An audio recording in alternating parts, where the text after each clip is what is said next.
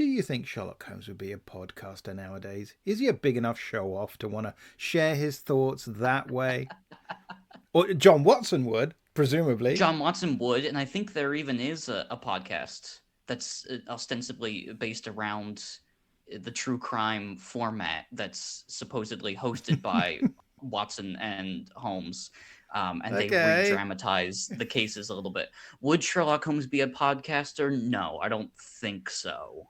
Because as he says, the work is a reward in and of itself, and he doesn't want to take any notoriety or any claim for the cases that he solves.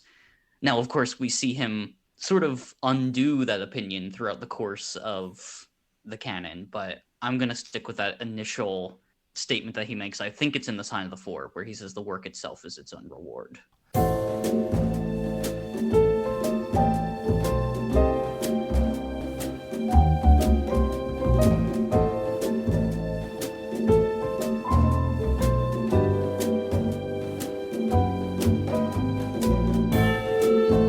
I'm your host, Sergio Angelini, and welcome to Tipping My Fedora, where we discuss movies, books, TV, radio, and much more besides, all from the darker side of the street.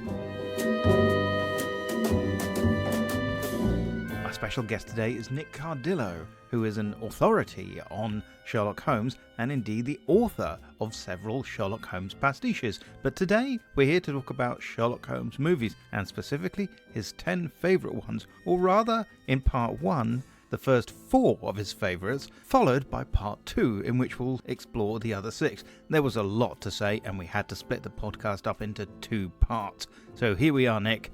Let's get cracking. Nick Cardillo, welcome back to the podcast. I can't believe I sucked you back into my web of mystery and suspense. I'm so glad you're here. Welcome. I'm thrilled to be back. Thank you so much. This is an absolute thrill because we're going to talk about Sherlock Holmes, and you're a proper Sherlockian. So I want to hear all about it. What got you interested as someone who is a fan and then who's actually been writing their own Sherlock Holmes stories and more? I like to say that Sherlock Holmes has been a part of my life for most of my life. I was probably about 6 or 7 years old, and I was gifted a copy of the Great Illustrated Classics children's edition of The Adventures of Sherlock Holmes. And this book included 3 abridged illustrated adaptations of The Red-Headed League, The Speckled Band, and The Copper Beeches. To this day, they're 3 of my absolute favorite of the original short stories. And I just devoured this book. I was on the edge of my seat wanting to know, what was the Red-Headed League all about? What did the Speckled Band mean? What was happening to Miss Violet Hunter as she took her mysterious new job at the Copper Beeches?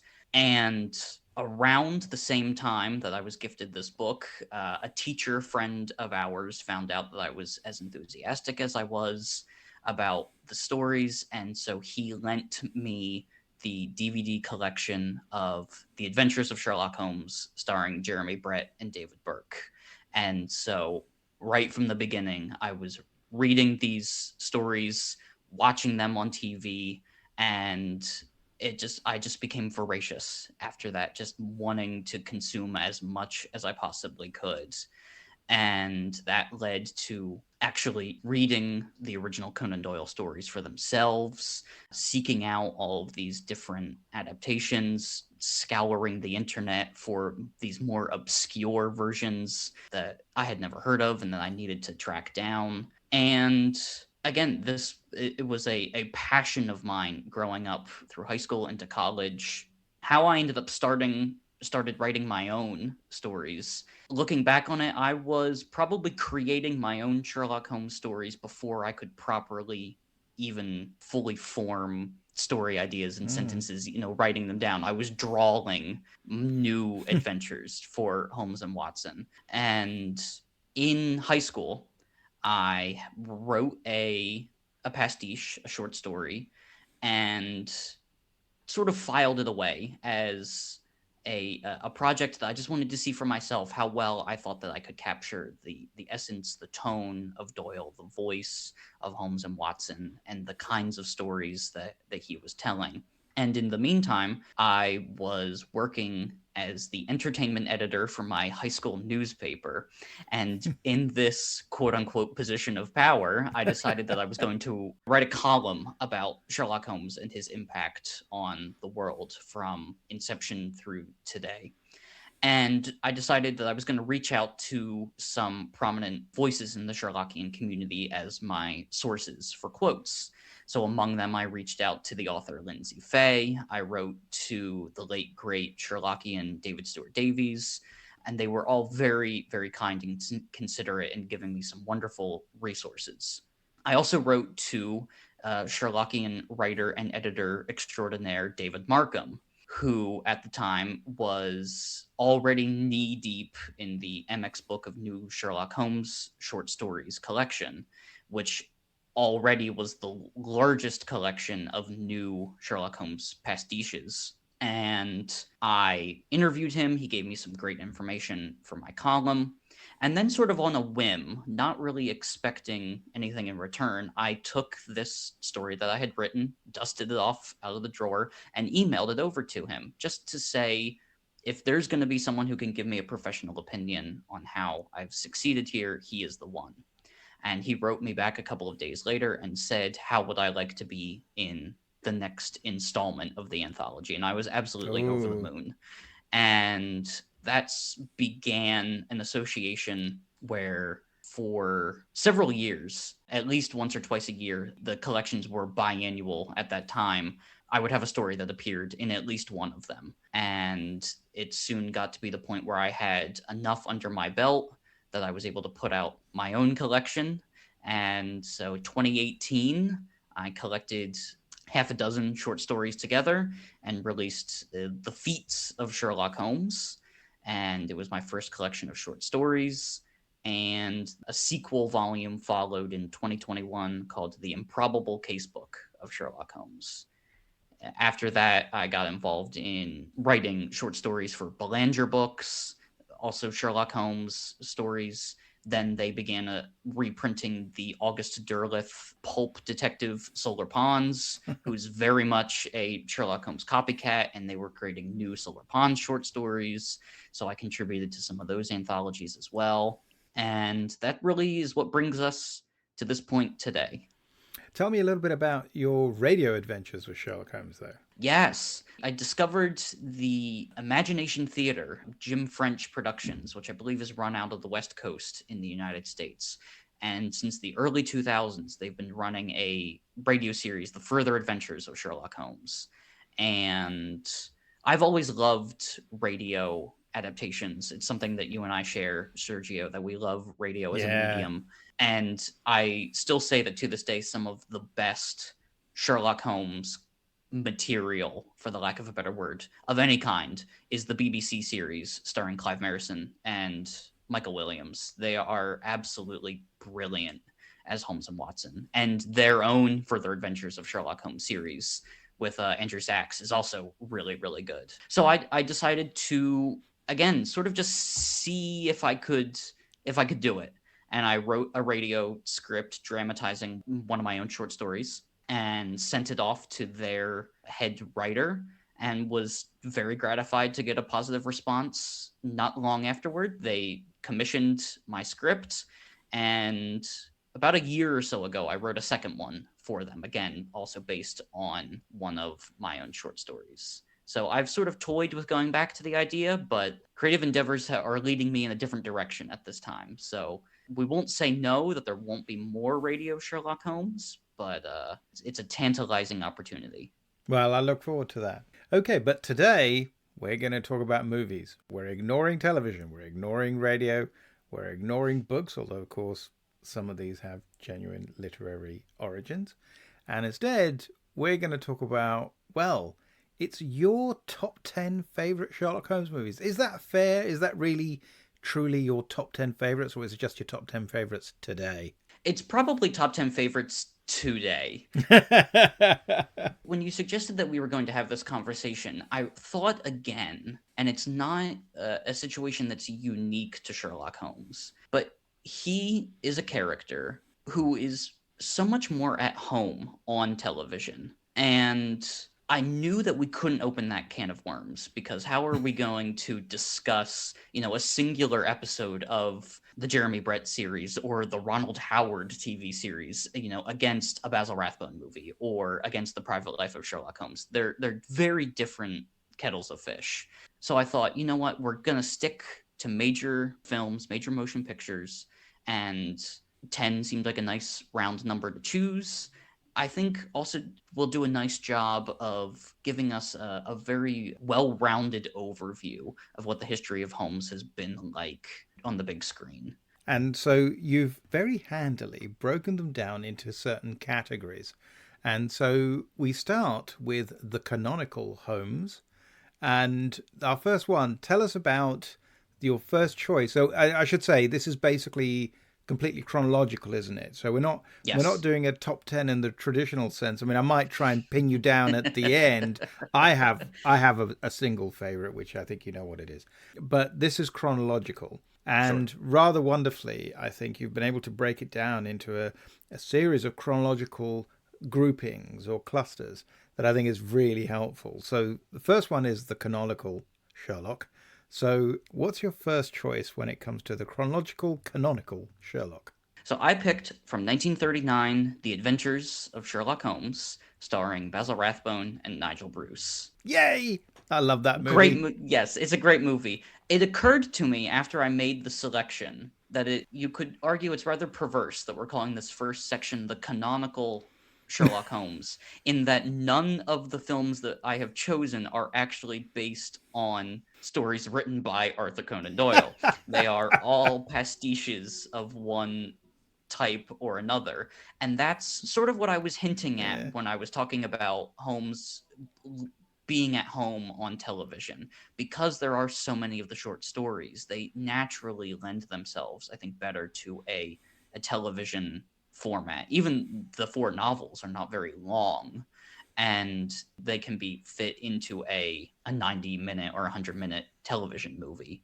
So getting that disclaimer out of the way, we can talk about how much we love The Adventures of Sherlock Holmes and what a delightful film this is. It's a great film, and yet you could argue it's faithless in 2 special ways, because it's got nothing to do with Conan Doyle in terms of a canonical work from the 60s, but also it's supposed to be based on the William Gillette play and just called Sherlock Holmes. And, well, has it got much to do with that play? No, absolutely not. I think the overlap is the Arthur Hull plays a character named Bassick, who is a henchman of Professor Moriarty, and I believe that he is carried over from the Gillette play. But I wanted to get your opinion on this. Why do you suppose that Fox ostensibly said that this is a film adaptation of the play when it has nothing whatsoever to do with it? I think partly it was just to do with cachet. I think it was helpful because the play had been popular for so long.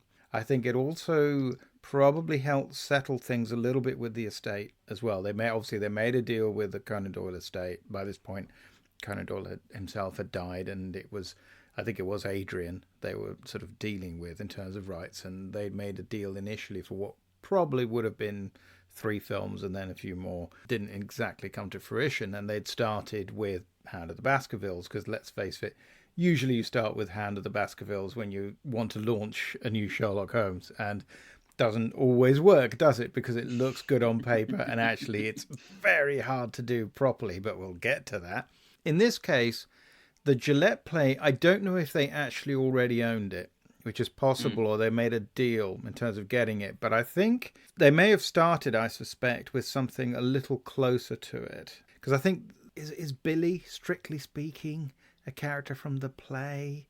I believe Billy does originate from the play, and then Conan Doyle incorporated him into a couple of the later short stories. So there's this odd thing where it was a licensed play, almost the only one that Doyle said, okay, fine, and was very popular, and was, I think, especially popular in America rather than the UK. I think not to say it wasn't popular, but you know what I mean. It was one of those ones that did well in America. I therefore always assumed it had something to do with that. That it was a way to it gave it that oddly the need to give it an additional imprimatur, having already said it's a licensed Sherlock Holmes film. But oddly enough, as you say, it isn't based on a Sherlock Holmes story by Sir Arthur Conan Doyle, and so it's the next best thing. It's based on a work that Sir Arthur Conan Doyle gave his blessing to. So I Sure. guess you're following from Hand of the Baskervilles, which went well, but has that annoying structural problem of just not enough Sherlock, to one where there's going to be plenty of Sherlock, excellent, and it's going to have his most famous antagonist, because that's the other aspect of it. And I think, and again, that's a character who, strictly speaking, gets referenced in one of the novels, only appears in one of the short stories. Although conceivably you could say he's connected to the Red-Headed League. I love that theorizing, right? Absolutely. You know, but it helps deal with that aspect of it too. So you got those elements that come in. But yeah, I know it's a little bit nebulous, and I don't think they really wanted to adapt the play. Not really. I think it was just convenient, and it was a way of selling it. Thinking back on it now, I think technically Fox also released the 1932 film Sherlock Holmes, which is the second of the two Clive Brook Sherlock Holmes films. And that is also ostensibly based on the Gillette play, to the extent that it actually has a few of the characters. Alice Faulkner is a character in that film, as she is Holmes's shock horror love interest in the Gillette play. But the reason that I chose Adventures of Sherlock Holmes over Hound of the Baskervilles for this first selection is, as you point out, there's simply more of Holmes in this film. And on this most recent rewatch, getting ready for this discussion, I was blown away by how good Rathbone is in this film in particular.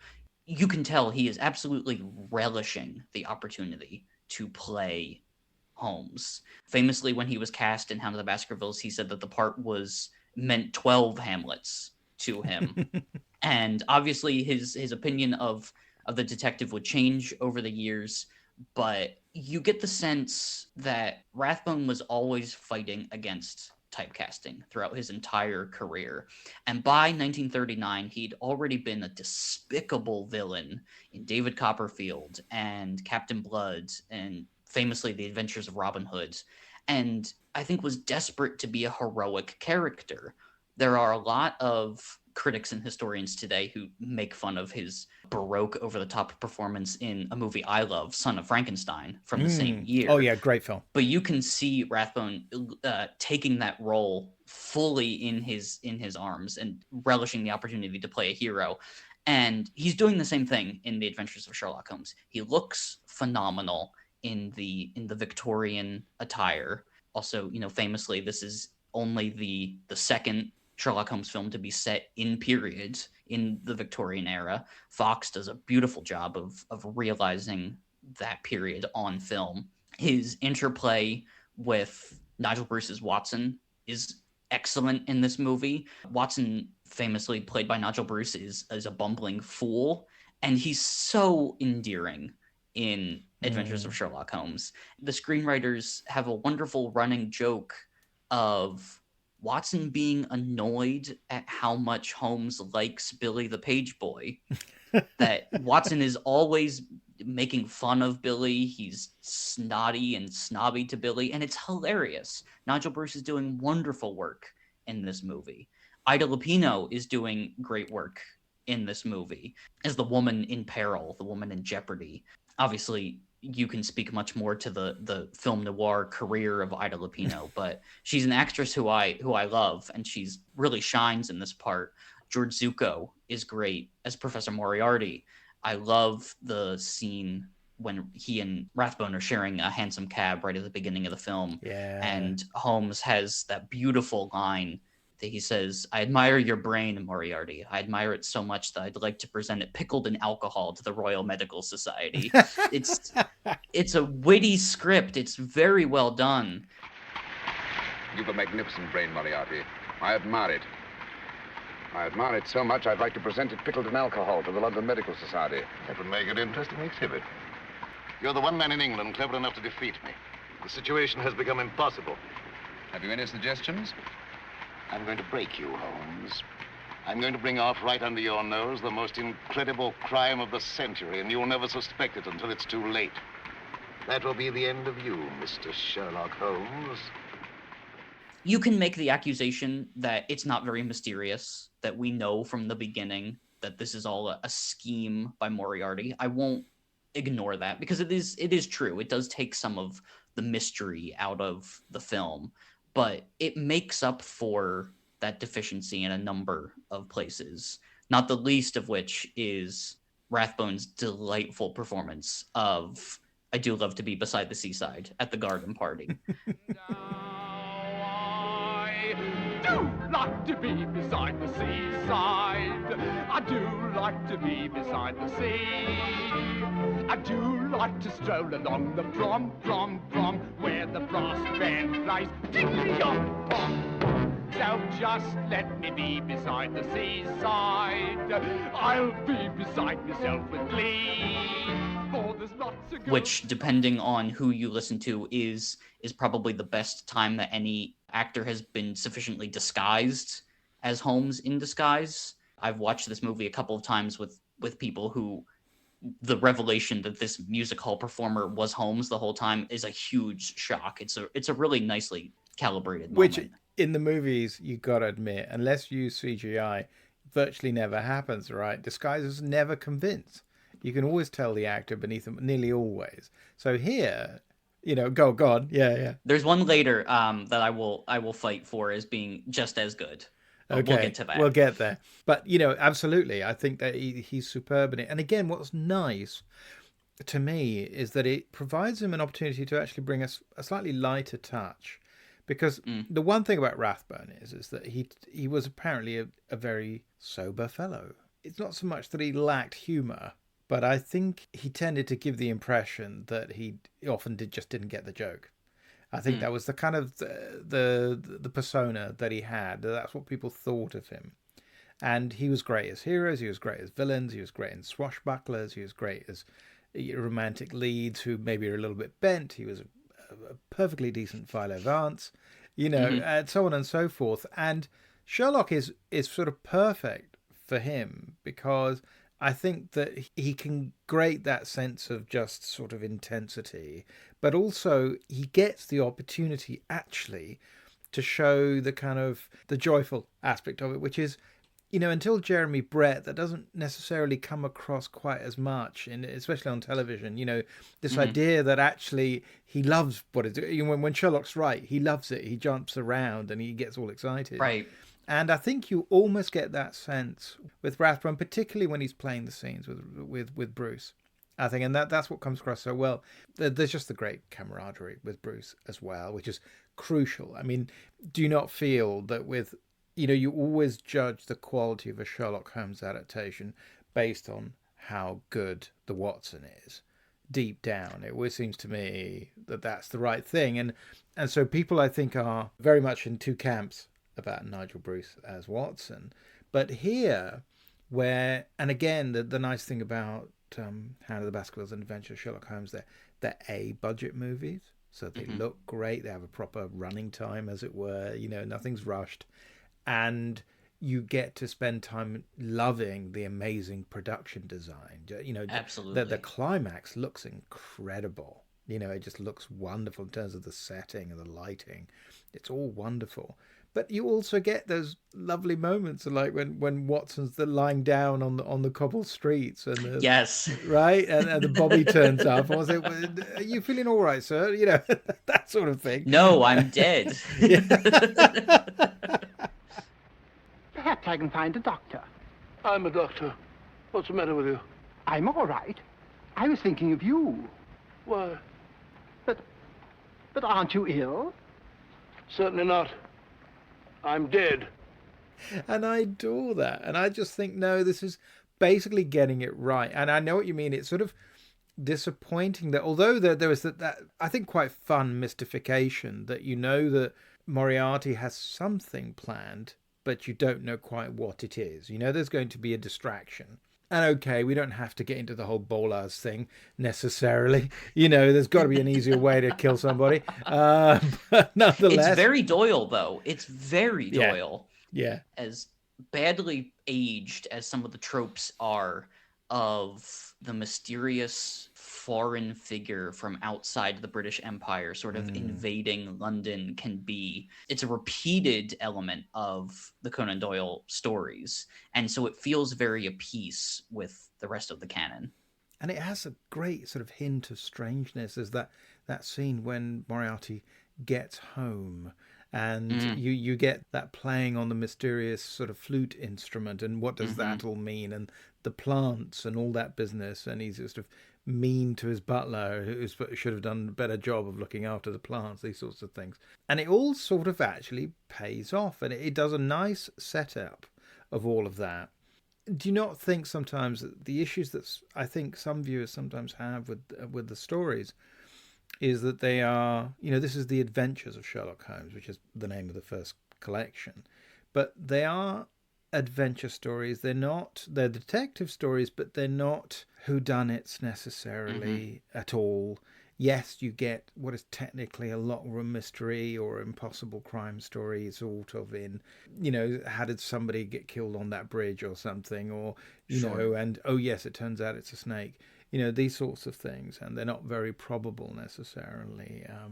If you're going in thinking it's going to be a more modern conception of what the detective story is as a whodunit, you're always going to be a little bit disappointed. It is the character, the atmosphere, and what's wonderful about them, partly because they're so well written. Doyle, was a great prose stylist.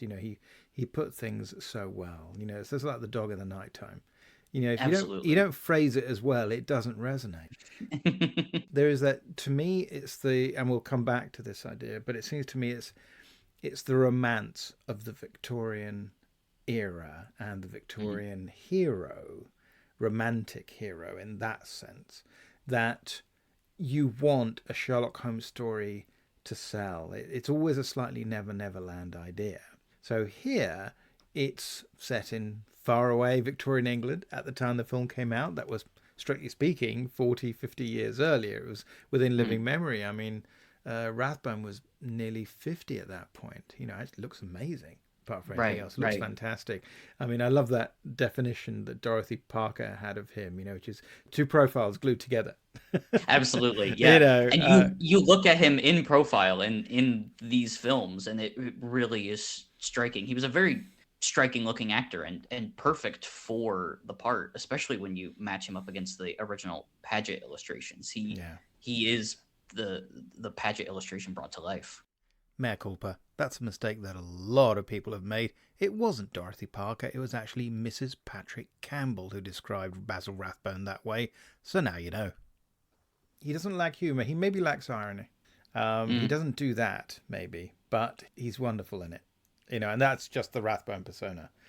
Sure. Really. But nonetheless, no, I think it's a great way to kick off your collection of best 10. It's probably could very well be my favourite of the kind of shall we say, the traditional Sherlock Holmes type stories. I think it's the one that I think absolutely works the best. However, moving slightly forward chronologically, we get to another massive favourite. This is where one always gets into a bit of an argument. If one were doing, as we once did, our favourite Rathbone and Bruce film, and there are 14 of them, plus an appearance in a comedy that let's not get into that. The next one in line for the top spot is, I think, the following film, isn't it? Tell us a little bit about The Scarlet Claw.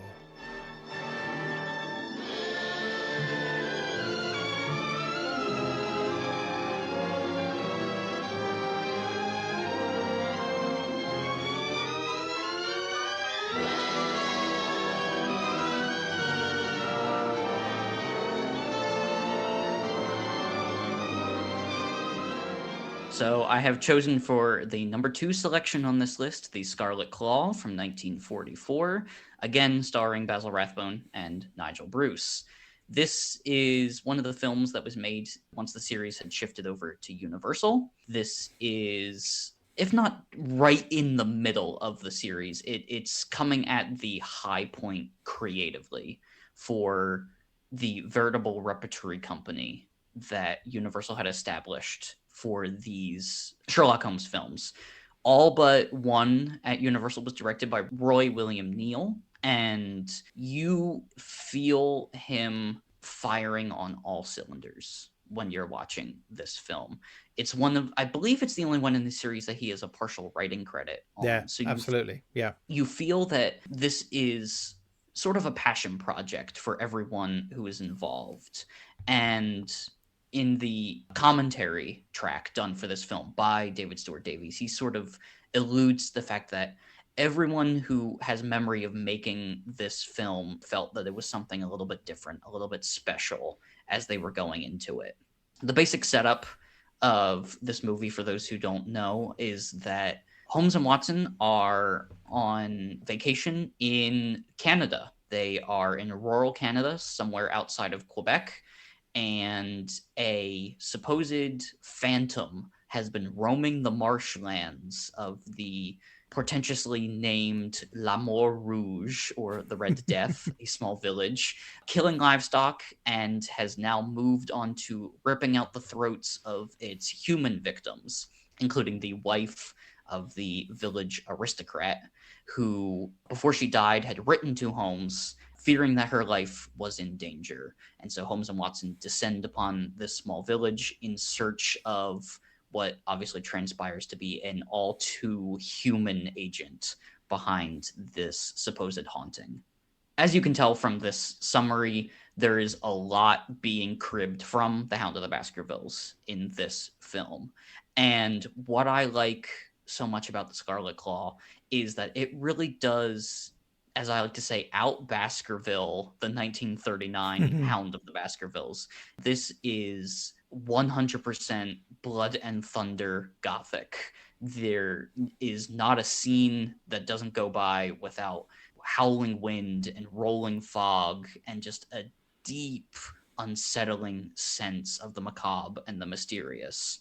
This is one of the high watermarks, I think, just in terms of the universal horror cycle of the 1930s and the 1940s. It stands out as not just a Sherlock Holmes mystery, but it really is a suspenseful horror thriller. You get special photography from John P. Fulton, who was the in-house special effects wizard at Universal, who created famously the invisibility effects in the original The Invisible Man and its multiple sequels. And you get really nasty, really gnarly little details. The titular Scarlet Claw is a 5-pronged garden weeder that is used to rip out the throats of these townsfolk, and the camera lingers on the weapon in Holmes's hand as he's sort of using it to unnerve one of the potential suspects. The really bravura sequence of the entire film is the murder Miles Mander's judge character. This is a scene that predates Psycho, in which the killer dresses up as the judge's female housekeeper and in stark photography lifts up the garden weeder right into the camera and brings it down just out of camera frame. And it's really gruesome. It's shocking, especially for 1944, when there's nothing quite like this going on at Universal at the time, or indeed, I think just horror movies in general at this time. I really like the Universal Sherlock Holmes films. I think they're great, but very few of them work even remotely as a whodunit, at all. They have other virtues, but this one has all the virtues. It has the advantage of being set in this very, very foggy vision of Montreal, but it's complete Never Never Land. So the truth is, it could be Victorian England, basically, or Victorian France or Victorian Canada, but it functions fantastically well as a whodunit. It is one of the best hidden murderers in the whole cycle. Absolutely. That shouldn't matter, but actually it does, because it gives you that extra sense that they've really thought it through very carefully. And I think it just works because, when was the last time you feel you were genuinely fooled by a universal whodunit from the 1940s? Sure. Not often. The strength in the script is also that they managed to pull off the pivot so well, so that relatively early on in the film, Holmes goes out onto the marsh by himself to investigate, and he witnesses the supposed marsh phantom. And it becomes very apparent at that point that this is a man dressed in phosphorescent clothing, another a hint towards the original Hound of the Baskerville source material. And then at that point, the script introduces the notion that the murderer is a deranged former actor.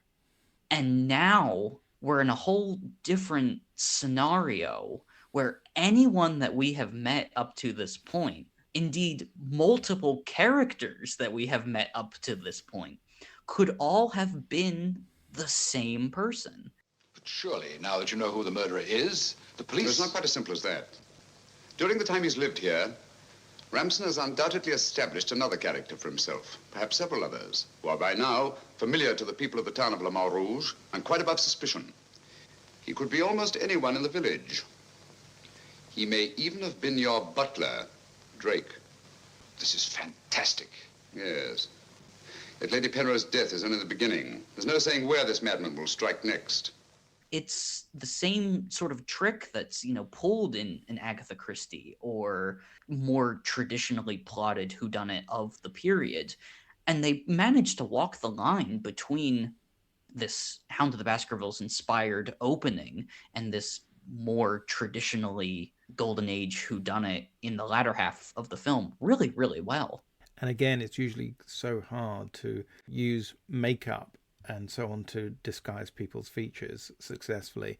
And this one totally get away with it. Also, of course, that fantastic murder sequence you alluded to with the murderer masquerading as the daughter, I think, isn't it?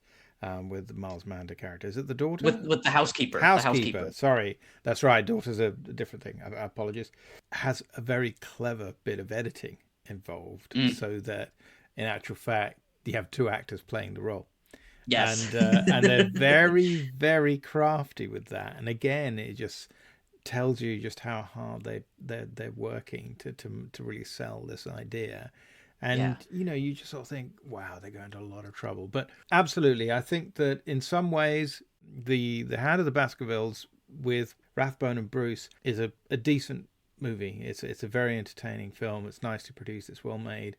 Here, we get a chance for them to do a more dynamic version that involves them both in a very similar kind of story. But that does neatly, I think, take us to the next film on your list, which is what I take is your favourite iteration of The Hound of the Baskervilles. So what's the next one on your list, Nick? So for number 3, we are going to be discussing The Hound of the Baskervilles from 1959, starring Peter Cushing as Sherlock Holmes, Andre Morel as Dr. Watson, and Christopher Lee as Sir Henry Baskerville. This is the famed Hammer Films production of the Doyle novel. Which is great fun. In colour! We both have, I think, a fondness for Hammer Films, do we not? We do, and at the moment I'm even doing some work for the company, so I can only say nice things about Hammer Films. I literally spent an entire day working on some new supplements that are going to be part of one of their releases that's coming out in June, which may or may not be before or after this podcast is heard. I can attest to the fact that they are absolutely lovely people to work with. But okay, they weren't involved in making films in 1959. Hasn't it got all the great Hammer people in it, one way or another, in front or behind the camera, virtually? The only thing it hasn't got is Jimmy Sangster as the writer, I think. Yes. So it's a screenplay, I believe, by Peter Bryan. Yeah. Former camera operator. That's right, and he had an accident. Yeah, and so he sort of screenwriter. and so started writing instead. There was that family feel at Hammer. Yeah, which absolutely. is so interesting. Yeah. So yes, screenplay by Peter Bryan. Peter Bryan also wrote one of my other favorite Hammer films, 1966's The Plague of the Zombies. Ah, yes. Which, viewed through a certain lens, almost has a rather Sherlockian, Doylean feel to it, with the intrepid investigator coming down to the countryside to investigate strange goings-on up at the manor house. And played by? Again, by Andre Morel. The greatest story ever written by one of the world's greatest storytellers, Sir Arthur Conan Doyle's classic masterpiece of mystery, suspense, and horror, The Hound of the Baskervilles. Some revolting sacrificial rite has been performed. What depth a human being can sink to. What human being could have done this? That is precisely what I intend to find out. But how can you be so certain that somebody took one of the bishop's spiders and deliberately placed it in Sir Henry's room? That it wasn't in the luggage he brought from South Africa? Elementary, my dear Watson. There are no tarantulas in South Africa. This is in the period when Hammer is really getting up off the ground in terms of their gothic horror films. And so you get Cushing and Lee in front of the camera. You get Terence Fisher behind the camera directing. You get the brilliant set design by Bernard Robinson as production designer at this point. We say Bernard over here, but it's Bernard over there. But at home, he was Bernard Robinson. Yeah.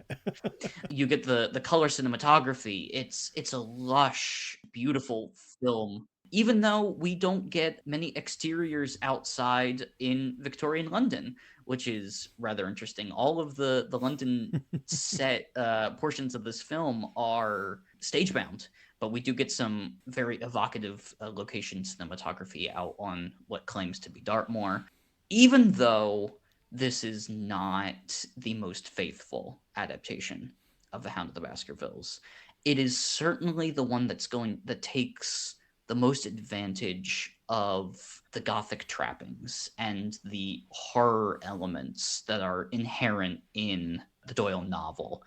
Obviously, Hammer was going to exploit these elements regardless. That's just sort of the trajectory that they were on at this point. They'd done Frankenstein, they'd done Dracula, and so naturally, The Hound of the Baskervilles stands on its own as this gothic masterpiece. It's going to be the natural progression of what they were doing. And if you look at the most famous posters for this film, it's all about the Hound. It's all about the jaws dripping blood. Famously, Cushing is nowhere to be seen on a number of these posters. So Sherlock Holmes, it doesn't feel like it was ever really the selling point to Hammer when they were producing this film. So that's why you get instances like the attempt made on Sir Henry Baskerville's life via tarantula crawling out of his boot and up his arm. And I say, as someone who suffers from crippling arachnophobia, I still have to look away from the screen every time I rewatch this film. I cannot stand it. It is fascinating how they really emphasize the Gothic, but even go further back. I mean, you get the big prologue, so that becomes like a big chunk of the movie to tell you what happened in the past, and you get that storytelling, and that's all very aggressive and typical and sort of horror tinged as they kind of stalk this poor young maiden, which feels like it could belong to almost any of the classic kind of Gothic horrors from the studio. And then we end up at Baker Street, and it's a sort of classic example. You know, we've got Sherlock sort of playing chess, and Peter Cushing is going to do a lot of finger action with his right index finger, the meerschaum pipe, so on and so forth. And he even gets to wear the deerstalker, of course. And Morel is a fantastic Watson. They made several films together after all. They'd already done their version of 1984. Which had been superb, and they would later go on to do Cash on Demand, which I can't remember if you've seen, but it's just one of the best Hammer thrillers ever. I cannot say enough nice things about Cash on Demand. It is an absolutely brilliant film. And it is a fantastic showcase for the two of them, and Richard Vernon, but, you know, basically they're just wonderful in together.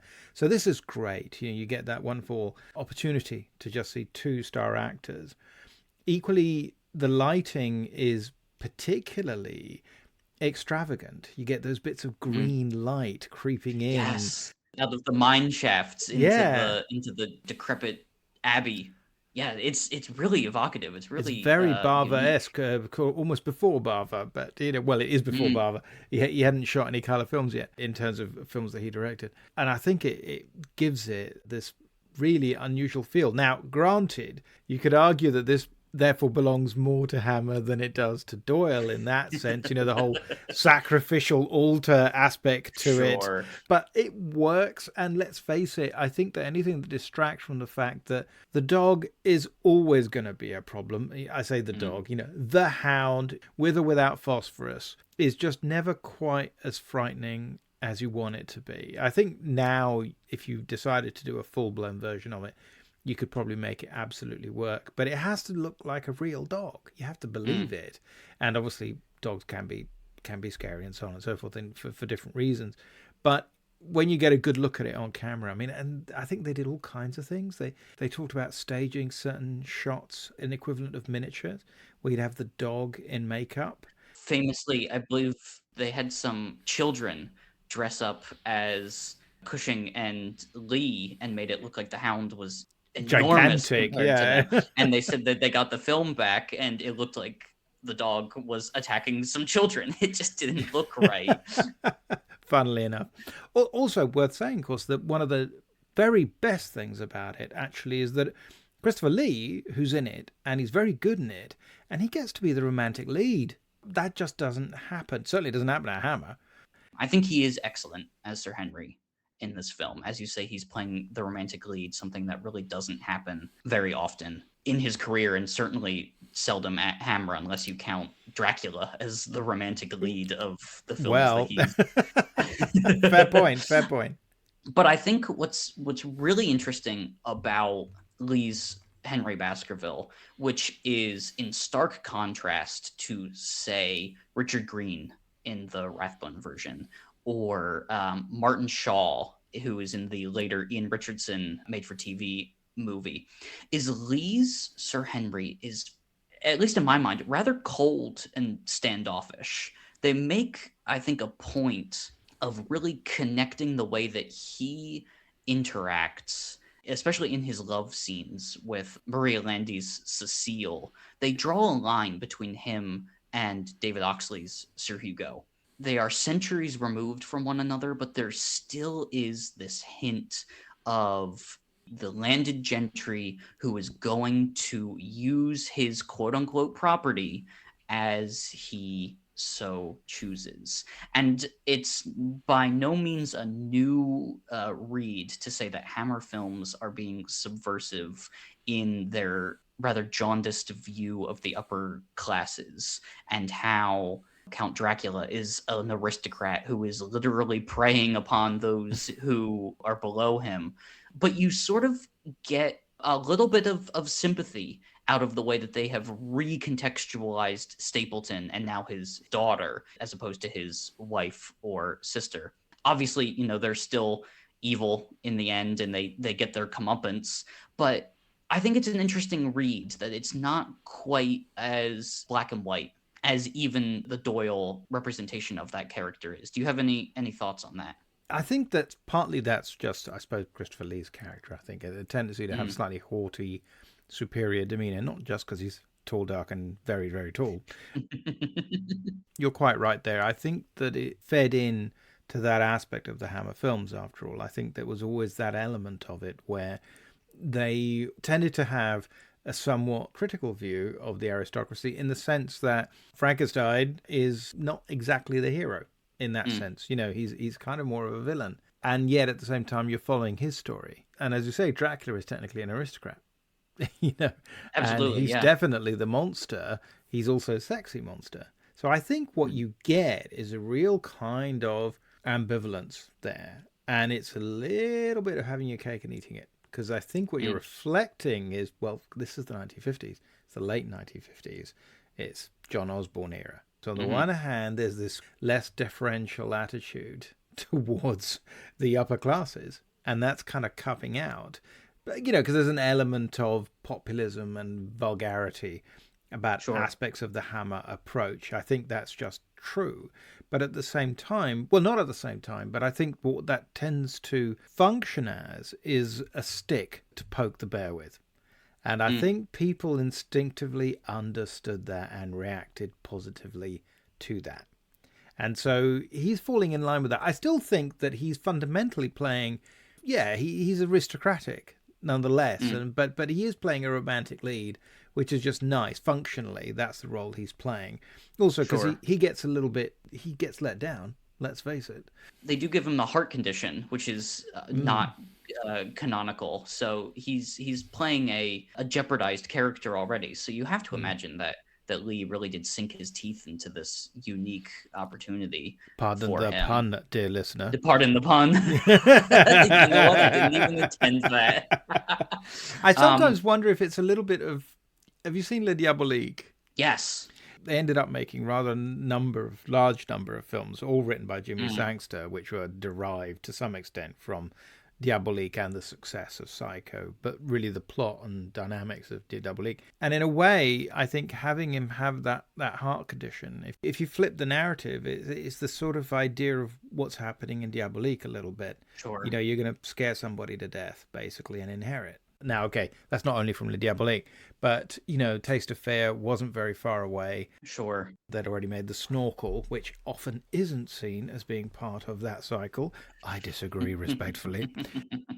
But I agree with you. I think what they do is they make the character both more interesting, but he's still credible in the universe of that story. And I think you're really right to point that out, because I think that that's what actually gives it extra strength, particularly because it's not like Sherlock and Watson necessarily. They often don't particularly love their clients, shall we say. Sure. And here there's an interesting... There's a little bit more friction than normal. So I'd like to use that as a segue to talk about Morell and Cushing. Obviously, Morell, I believe, went on record as being very proud of his work in this film because he was doing his utmost to not follow in the Nigel Bruce tradition.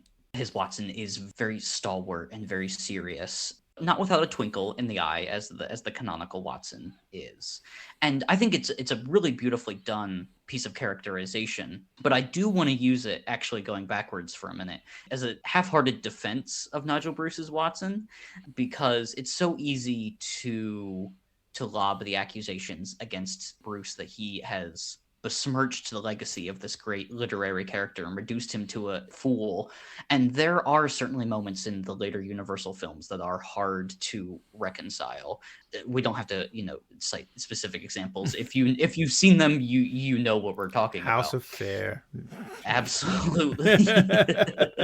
Moving on. But I think it's very true to say that until Nigel Bruce took the part of Watson, that the character was not regarded as very important. He was simply the narrator.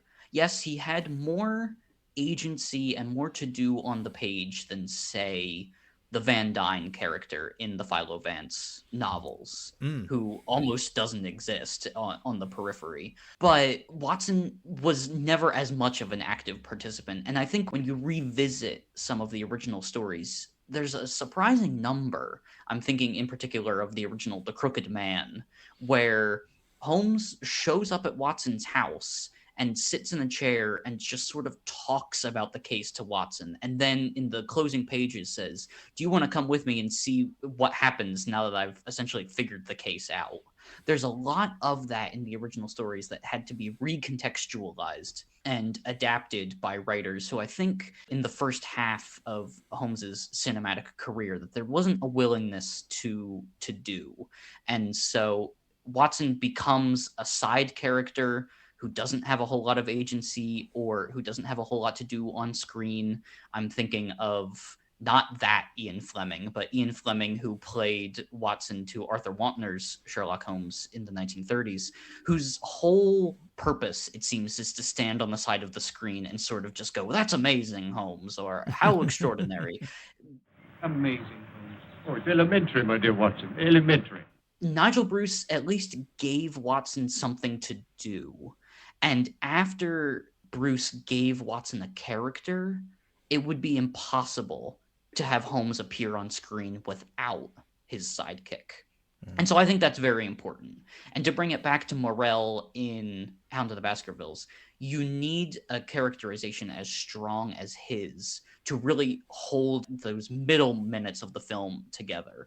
What Hammer does nicely that most other Hound of the Baskervilles adaptations do not is they do manage to condense the time that Holmes is not on screen.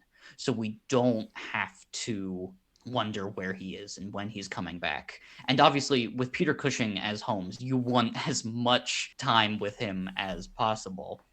I like to say that Cushing is probably my favorite screen actor. I love watching him work. And he's, renowned for his little tics. As you already pointed out, he does a lot with the right index finger. As an actor myself, I often find myself doing a Peter Cushing finger in performance. It's a habit I can't break. But he is really extraordinary in this film. And some critics and historians have said that there's not much of a difference between his Professor Van Helsing and his Sherlock Holmes. But I think that the performance is nicely calibrated. It's nicely realized. His Holmes is a lot pricklier than his Professor Van Helsing. In fact, I think you could make the case that his Holmes is a little bit too standoffish and a little bit too distant. There's a nice moment when he is intentionally goading Lee's Sir Henry, telling him that he doesn't like the kind of company that he's keeping, and he should, if he's going to defy his orders to go across the moor at night, then he might as well go spend the night with his peasant friends. And you sort of wonder how much performance Cushing is really doing as Holmes in that moment. From what we've seen at this point, that characterization is not all that far from the Holmes that he's been playing up to that point, if that makes any sense. And you sort of get the impression, and it's a little bittersweet in hindsight, you get the impression that Cushing would have continued playing Holmes under a number of circumstances, and the opportunities that he had to do so never quite matched with what he was bringing to the character. Obviously, we think about Rathbone as the definitive Holmes of this period of time. But Rathbone was not indebted to the history of the character the way that Cushing was. Cushing was that kind of actor already, that he was going to be making these notes in his script, that he was going to want to bring as much realism and fidelity to the parts that he had as he could. He famously, as Baron Frankenstein, would perform operations on heads of cabbage, so he would know what to do as he was sawing heads open to remove brains. But Cushing loved the Sherlock Holmes stories, and so he wanted to bring a truthfulness to his performance that was in line with what was written on the page. And it's sad that this Hound of the Baskervilles was not a big enough a success, that Hammer didn't go forward with other additional Holmes adaptations, because the next time that we see Cushing as Holmes, it's in what I perceive as the rather ill-fated BBC series from 1968 and 1969. I take it that you have read the article, since you have marked it, eh? Yes, I've read it. Well, what rubbish, eh? You think so? Here is a fellow who insists that by a person's fingernails, his coat sleeve, boots, shirt cuffs, knees of his trousers, that any halfway intelligent man can tell at a glance his history or trade or profession to which he belongs. Well, I admit that you, Holmes, from time to time have surprised me with your remarkable powers of observation, but even you would never make such a sweeping generalization. Oh, but I would. What's more, I do. Oh, come now. I wrote that article myself. It's really hard to judge that series now because only, I think, 4 episodes survive. The rest are lost to time in the way that a lot of Doctor Who of the same period is. But you look at his performance in that show and you see all of the backstage turmoil that was going on in his performance. It's compromised in the way that you wish that it had not been. And then the last time he played the role was in 1984. He did a made-for-TV movie called Sherlock Holmes and the Masks of Death, in which he plays a semi-retired Sherlock Holmes, who is solving a mystery on the eve of World War I. And it's a perfectly adequate TV film produced by Tyburn Productions, now owned by Hammer. So I'm going to keep my fingers crossed for a 4K restoration of Sherlock Holmes and the Masks of Death. But again, it's not the perfect circumstance under which you wish that this actor who had so much enthusiasm for the part and who knew the part so well and had a history of playing it so well could have done it. It's weird how that show became a sort of production nightmare, I think, in lots of ways. And you sort of look at that thinking, how tough could it have been? This is the kind of thing that BBC was really good at. And actually, they just were going all over the place and really couldn't quite get... And some of that probably had to do with the Doyle estate as well, and what you could and couldn't do and things like that. And I think they were hamstrung. And from that point of view, in fact, you could argue Cushing may not have been the right person to be in place, because I think with his desire to be sort of strictly faithful, that might not have been quite what they wanted to do. Because also they were facing that usual problem, that if you did the stories, the short stories, I mean, they did do a Study in Scarlet as well, but if you just do the short stories, it's actually very hard to turn them into an hour of television, even if you're being very faithful. They're just too short. They just don't fit. You know, you have to do other things to make it work dramatically, and I think that's a toughie. But yes, I think the 1959 Sherlock Holmes that he does do, he gets to do the most famous of the novels. I don't think it's the best of the novels. I think that the best of the novels is The Sign of the Four, or The Sign of Four, which indeed is the film that, if things had gone better with Hammer, it would have been the film that would have followed The Hound of the Baskervilles. That's the rumour. I think what happened was it didn't do particularly well in America. Isn't that the perception? I don't know if that's true or not. The next film on your list is one of the first examples of what has become a subgenre within the Sherlock Holmes pastiche. It's in no way reflected in the short stories or any of the four novels. So we're looking at a film called A Study in Terror with John Neville, who I think is a phenomenal Sherlock Holmes. Who was Jack the Ripper? Only one man thought he knew the answer. His address? 221B Baker Street, please, cabby. His name was Sherlock Holmes. I have reason to assume a connection between this case of surgical instruments and your local murders, Mr. Baker. That's slender. Talk like that can get you stooped. No, sir. Talk like that can get you hanged. Sherlock Holmes, a genius at detecting the improbable and solving the impossible. Incredible. Elementary, my dear Watson. Before we began recording, we were talking about the great Sherlock Holmes on Screen book, which is written by Alan Barnes with some contributions from Andrew Lane and Jonathan Rigby. And if anyone is interested, they should look to this book for a really comprehensive story of its origins and its production. The long story short is that this movie was originally sort of envisioned as an exploitation film, and you get some of that in this film still. There are shock horror scenes of the Ripper murders that feel indebted to Peeping Tom or Psycho, and you get some very garishly dressed women as the Ripper victims who have nothing to do with the historical counterparts that they represent. But what is really interesting, I think, juxtaposed to all of that, is just how true the representation of Sherlock Holmes is in this film. And John Neville really is excellent at walking the line between presenting the character in the mode that I think would have been more suited to a film of this kind in the excellent English Gothic, also by Jonathan Rigby. He sort of talks about that Neville's Holmes is a little bit John Steed-ish of the Avengers, that there's a little bit of dapper gentleman about Neville's Holmes, but he's also a man of action. This is the first Holmes on this list who, gets into a scrape with some ruffians in an East End alleyway. He's carrying his sword stick that helps him fight them off. He's also roguishly amusing. He and Watson show up at a bar dressed like they're going to the opera, and you get the sense that this is a practical joke that Holmes is playing on Watson. But he's very true to the original character. This is not a Holmes who feels at home in a exploitation setting.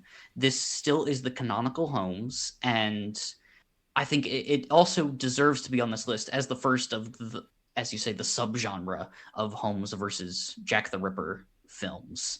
But did you allude to the fact that you're not such a fan of this film, Sergio? Well, what I was going to say is that, as you rightly point out, I mean, I think it's a film very much of its time. It's to do with just the company it was made for, which was Special Compton, which was kind of specialized in exploitation films. They actually ran their own cinema.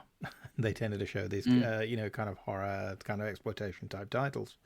And here we've got a film that begins in the most sort of trademark style way, of a Jack the Ripper story, which is Lady of the Night walks on the street, turns around and says, oh, hello, Ducky. It's the kind of thing they make great fun of in Amazon Women on the Moon, when it's I don't know if you remember, where it's the Loch Ness monster. The Loch Ness monster. Yeah, and, which I thought I think Joe Dante directed that one. It is very funny, and it reminded me a little bit of that rewatching it just ahead of our chat.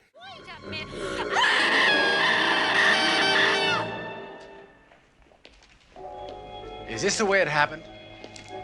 Was Jack the Ripper, in fact, a 60-foot sea serpent from Scotland?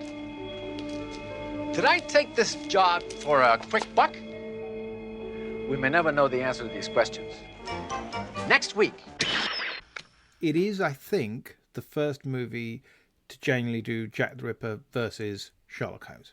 I think. It may have been done in other formats, but it was, I think, the first time that had been done. So these two iconic figures, one fictional, one real, of the Victorian era. And from that point of view, I wish the opening bit felt a bit less 60s, because what it kept reminding me of, and you and I have talked about this as someone who enjoyed those kinds of things, has been those 1960s creamies that are coming out of Germany, ostensibly based on Edgar Wallace or his son's books, Brian Edgar Wallace, because they were set in contemporary 60s London, according to them, but all shot in Germany. But it's got cobble streets, it's got fog.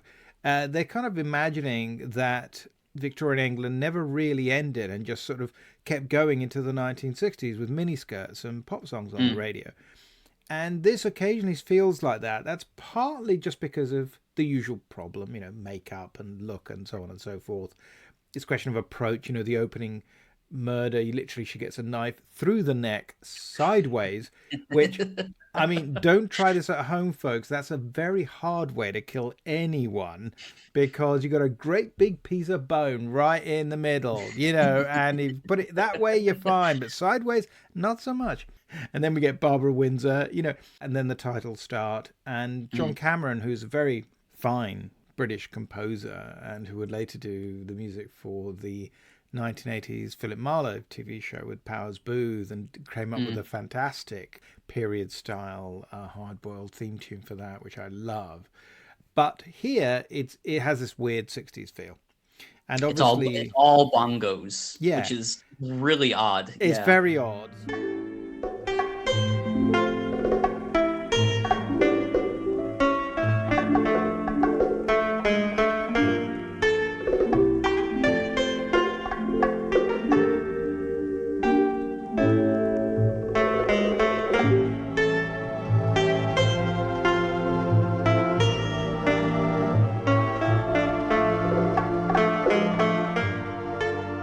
Also, it does that thing where it's setting the period slightly unconvincingly and it's showing as much of denizens of, that part of London. It's, you get to see people in bars and it's sort of everybody's having a good time. What it means is that weirdly, in the first 18 minutes of the film, you get one scene with Holmes and Watson, and that's you get Watson reading the paper about the crimes and Holmes looking for his pipe. And that's the only bit you get with them. And you got to wait nearly 10 minutes for that. And then they're off. And then there's about another 8 minutes or seven or 8 minutes of more murders and so on. And then you get Frank Finlay turning up as Lestrade. And then eventually, in a way, it's quite nice. It's that kind of standard thing. They're the heroes of the film and you're going to delay their entrance. But it always feels like there's something slightly haphazard because of the kind of exploitation-y element. You kind of have to have quite a lot of kind of crass vulgarity, bits of violence. You know, you have to have these very, low-cut dresses, all this kind of stuff. And because you know that that's really who they were aiming it at.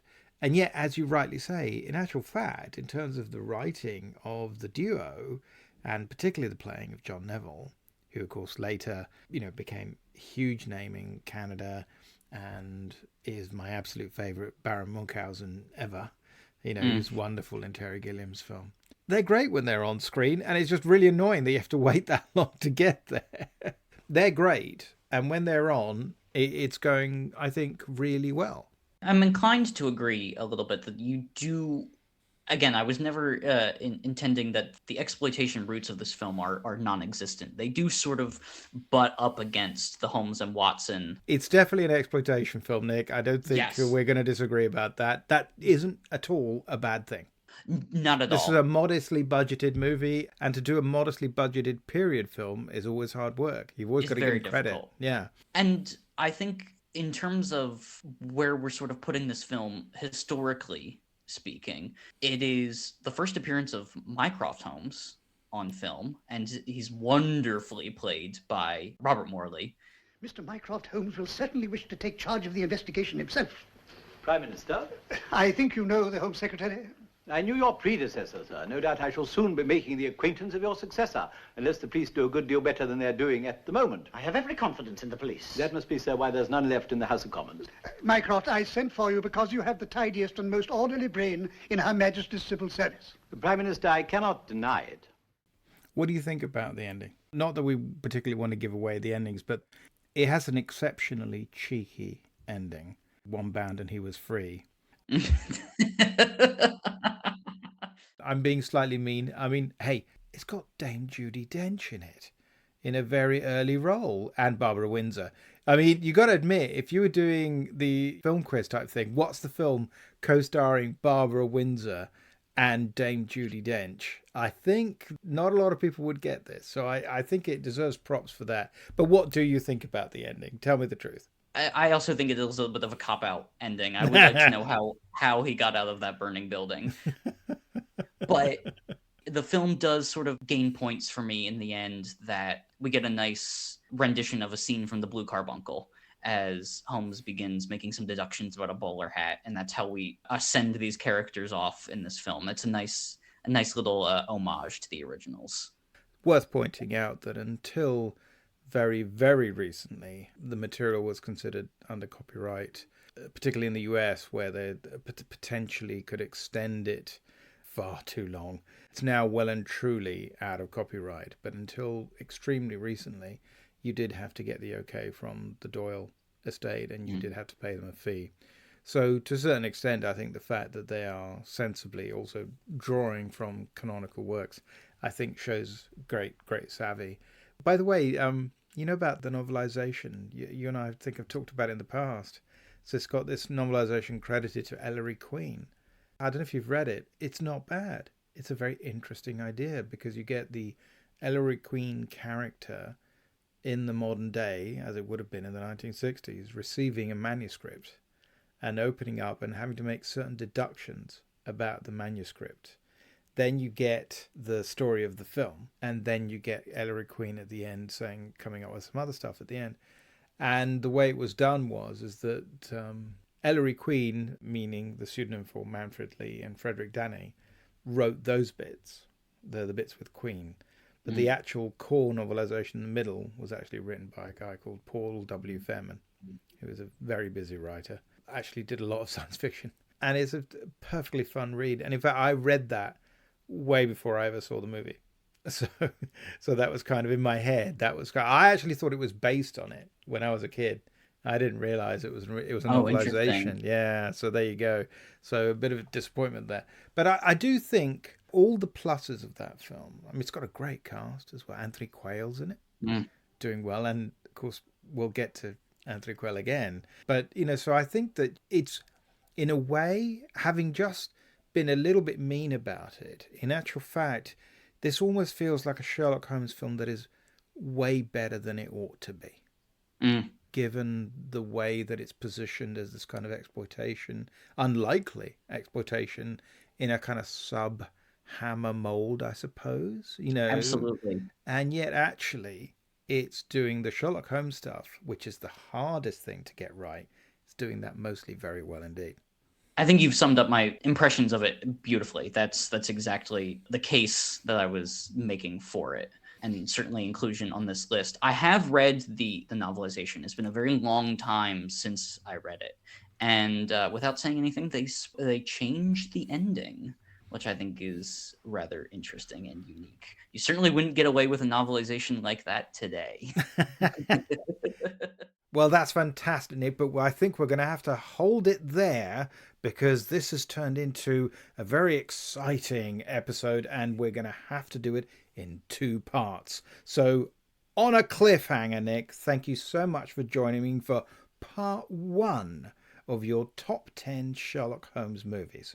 Thank you, Sergio. It's always a pleasure. Can't wait to see you very shortly to do the other half and find out who wins. Take care, mate. Thank you.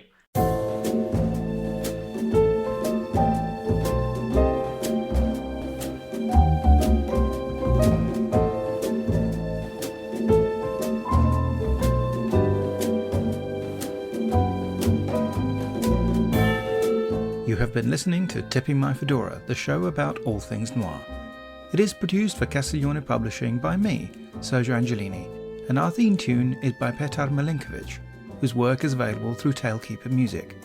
All audio clips are the copyright of their respective owners, and used under fair dealing and fair use exceptions solely for the purposes of criticism and review. Please subscribe to Tipping My Fedora wherever you get your podcast fix, and it would be great if you could leave ratings and reviews about the show at Apple Podcasts. Be seeing you.